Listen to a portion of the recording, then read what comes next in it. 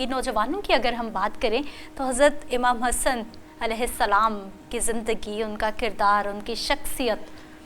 नौजवानों के लिए किस हद तक रहनुमाई फराहम कर सकते हैं और नौजवानों के मसाइल क्या हैं जो अगर हम उनको जानना शुरू कर दें तो हमारे मसाइल हल हो जाए। कोई शक नहीं, जो हमारा आज का नौजवान है उनका रोल मॉडल अगर होना चाहिए तो इमाम हसन अलैहिस्सलाम होना चाहिए कि वो इमाम हसन अलैहिस्सलाम जिन्होंने ज़िंदगी में कई दफ़ा ऐसे मौके आए कि अपनी आधी जायदाद अल्लाह के रास्ते में बांट दी। सुभान अल्लाह, सुभान इस कायनात का सबसे मुश्किल दिन वो होगा रोज़े महशर, जिस दिन ना किसी को कोई नहीं पहचानेगा। तो कभी फरमाते हैं कि उस दिन मैं, मेरे अहले बैत और उनके मुहिब्बीन अर्श अजीम की नीचे ज़ियाफत फरमा रहे होंगे। वो दिन काशो भाई, जिस दिन कोई किसी को रब अपने जलाल पे होगा, कहेगा आज तुसी काबू आ गए जो मेरे, तुसी बड़े नाफरमान हो। और जो मुहिब्बीन है, जिसकी हमें ज़रूरत है ऐसे माशरे को, सरदारों से, कि आका करीम फरमाते कि मैं और मेरी अहले बैत और इनके मुहिब्बीन जो इनसे प्यार करते हैं, अर्श अजीम के नीचे उस शोर में, उस प्रेशर में, उस दहशत में, खौफ में नहीं होंगे, वो ज़ियाफत फरमा रहे होंगे। अगर हम चाहते हैं, हमारा आज का नौजवान चाहता है कि उसकी हमारी ज़िंदगियों में पॉजिटिविटी आए, तो हमारे अंदर जो नफरत, तकब्बर, गुरूर, लालच और ये दूसरों पे जुल्म करने के जज्बे हैं और अपने इक़्तिदार के लिए दूसरों को रोंदने के जज्बे हैं, अपने वजूद और अपनी ईगो को सेटिस्फाइड करने के लिए दूसरों को जलील करने के जज्बे हैं, तो हमें इमाम हसन अलैहिस्सलाम से सीखना चाहिए। क्योंकि देखिए, मैं पहले भी जैसे बात की है,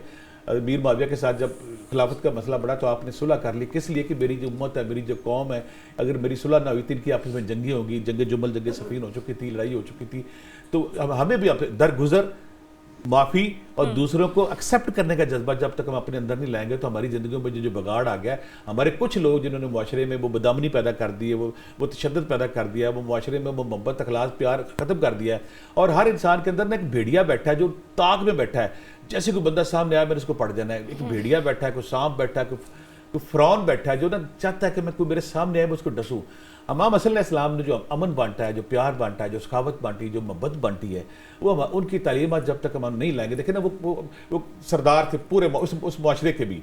उस माशरे का हर बंदा उनके साथ बैठना, उनके साथ खाना खाना वो एक नेमत के एजाज समझता था। और आपका दस्तरखान कहते कि उस वक्त के दौर से लेकर आज तक है, आज भी अगर किसी को हाजत होती तो इमाम हसन अलैहिस्सलाम के घर में जब वो दस्तरखान फैलाता है, खाना खिलाता है, उस रस्म को दुहराता है, उस घर में बरकत आ जाती है। हमें उनके किरदार को, उनकी नरमी को, उनकी मोहब्बत को फैलाना चाहिए। और जो खाना खिलाते थे, वो उनका दस्तरखान मशहूर था पूरे अरब में। कहते थे जब वो बैठते हैं तो हजूम होता है, आधा शहर उनके दस्तर उसके खाने में शामिल होता है। तो आज भी मैं फिर कहता हूँ, हमें भी वही रस्म, वही अदा, वही मोहब्बत, वही प्यार बांटनी चाहिए। उनकी सखावत, उनका अमन से प्यार और उनका लोगों को खाना खिलाने का एहसास और लोगों की मदद करने का जज्बा, जब माशरे को जरूरत पड़ी तो आधी जायदाद लोगों में बांट दी।